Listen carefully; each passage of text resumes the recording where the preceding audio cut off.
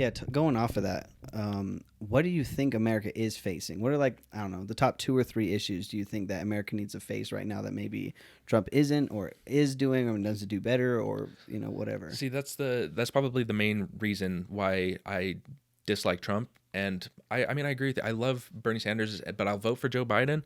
And the only reason I'll vote for Joe Biden is because I feel like he pays attention more to these issues, these top 3 issues, right? I think the main issue, like what we were talking about, is money in politics Right. and buying legislation to, I mean, the fossil fuel companies owns our legislators. They write legislation for the fossil fuel companies. Same with the pharmaceutical industry. Right. The pharmaceutical industries, they give contributions to our politicians, and they're writing legislation for them as we speak, and they're not actually focusing on the needs of the American public, which is probably the most important issue in my opinion. I mean, that affects every other issue. How Right. can our democracy function when our leaders are bribed by people who have the most money? Do you think maybe like putting a cap on it or something would be better, like especially with financial donations and things like that? Yeah, it's hard to say. There's tons of democracies that have publicly funded elections, and I've seen a couple of Democrats that support publicly funded elections, where you have, if you're going to run for president, you get this certain amount of money to spend, like let's say $1 billion coming from the public to fund your election, and you don't get any contributions from anybody, and that's the money that you use. Right. There's flaws with it. I think that people like me and you should be able to contribute and donate to candidates because I Right. think that's an important part of our political process.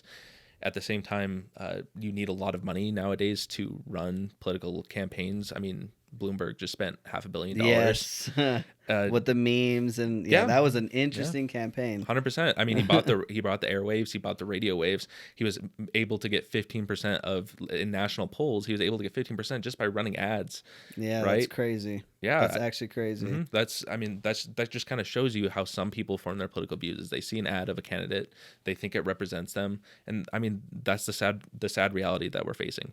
Yeah. So it takes a lot of money to run democracy. So I don't know if publicly funded elections would actually solve the problem, but I think that the main thing that we can do right now is by overturning Citizens United, the Supreme Court case that I was talking about, where you don't allow companies to give an unlimited amount of money to political Yeah. candidates.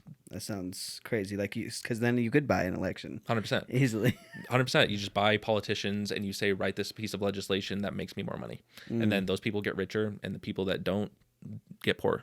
Yes. That's why we're seeing the top 1% gaining more wealth than the bottom.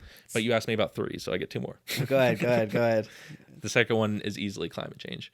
I think that climate Climate change change. is 100% the biggest existential threat that we're facing as a species. It affects both Republicans, Democrats, Independents. It affects everybody. We're seeing rising sea levels. Cities will be underwater very soon. We're seeing species go out. We're seeing species go extinct. It's a very dangerous precedent that we're setting, and it doesn't seem like our world leaders really care at this Right. point.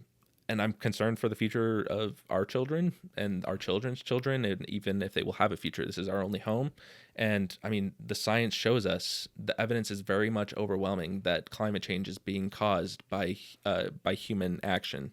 We need to take a step away from fossil fuels and non-renewable energy into solar, into wind, we need to be the first to actually start producing these rather than waiting for China or India to start producing them. And I think that having an administration that recognizes that even climate change is real is a very important thing. I mean, Yeah. Donald Trump still thinks it's a hoax perpetrated by the Chinese. Yes. He put on Twitter that it's a hoax by the Yeah. Chinese. Yeah. I remember that tweet. I mean, eesh.